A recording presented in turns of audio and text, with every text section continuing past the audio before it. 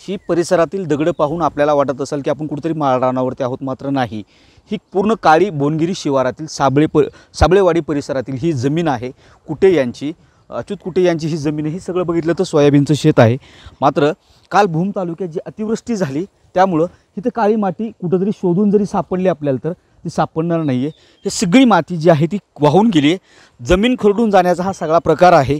आणि हे सगळं जमीन खरडून गेल्यानंतर मुळात याला कारण जमीन खरडून जाण्याचं जे आहे ते साबळेवाडीचा जो तलाव आहे तो मोठा तलाव फुटला आणि त्या फुटलेल्या तलावाचं पाणी हे पाहू शकता आपण. हे तलाव फुटलेलं आहे आणि हे काल रात्री तलाव फुटलेला आहे. त्याचं पाणी आज देखील वाहतं आहे.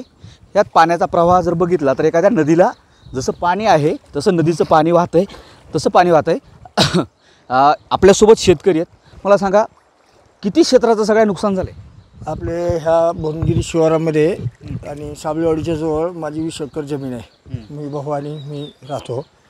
चुलत्याची 20 एकर आहे. आणि काल भावानं मला 4 वाजता फोन केला.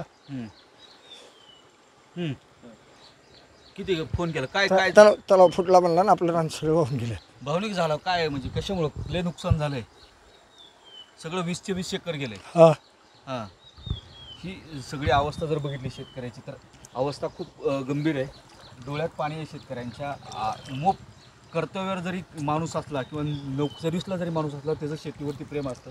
ह्या ज्या डोळ्यातले अश्रू आहेत ते त्यांच्या शेतीवरचं प्रेम असणारं सांगतात. ते भावनिक झाले, त्यांना बोलता येत नाही. मला सांगा, तुमच्याही डोळ्यात पाणी दिसते, सगळं डोळ्यात एकच सगळं नुकसान झाले, काय भावना आहे? काही पोळ कुठून गेली. किती गेलं सगळं क्षेत्र? 20 एकर आहे ना दोघांचं. सगळं गेलं खलास. काही राहिलेलं नाही. की पूर्वीपासून वडलं परजेत जमीन असेल. डोळ्या देखील वाहून गेले. हां, काय भावना आता? काय म्हणजे काय शब्द द्यावा आम्हालाही सुचत नाही. तुम्हाला काय बोलावं? काय आता काय शासन काय मदत देईन ते द्यायला पाहिजे त्यांनी. सगळे पाईप वायर सगळे मोटर बिटर काय राहिलंच नाही ना. शासनाकडून सगळी मदतीची अपेक्षा आहे. बाबा वयस्कर आहात, असा पाऊस कधी पाहिला होता तुम्ही? नव्हता पाहिला. नाही पाहिलं. ही पहिलीच वेळ. पहिलीच वेळ. काय वाटतंय सगळा पाऊस बघून? कुठं राहतं असं वाटतं आपण? आता हे जे नुकसान झालं सगळं हे आम्ही वरी त्याकडे राहतो म्हणून समजा आम्ही वाचलोच. त्याला वरचा फुटल्यामुळं पाणी बेफाम. किती गावचे लोक आहे सगळे? हे तर आमचे जवळजवळ 7-8 घरं आहेत आमची. 7-8 घर. किती लोक असतील? सरासरी 100-125 लोक आहेत. इतिहासात पाऊस झाला कधी असं? हा, कधीच नाही. आपल्या मराठवाड्यात तर ऐकण्यात नाही, इतका पाऊस कधी झाला नव्हता. आणि मोटरा विहिरी बुजून गेले.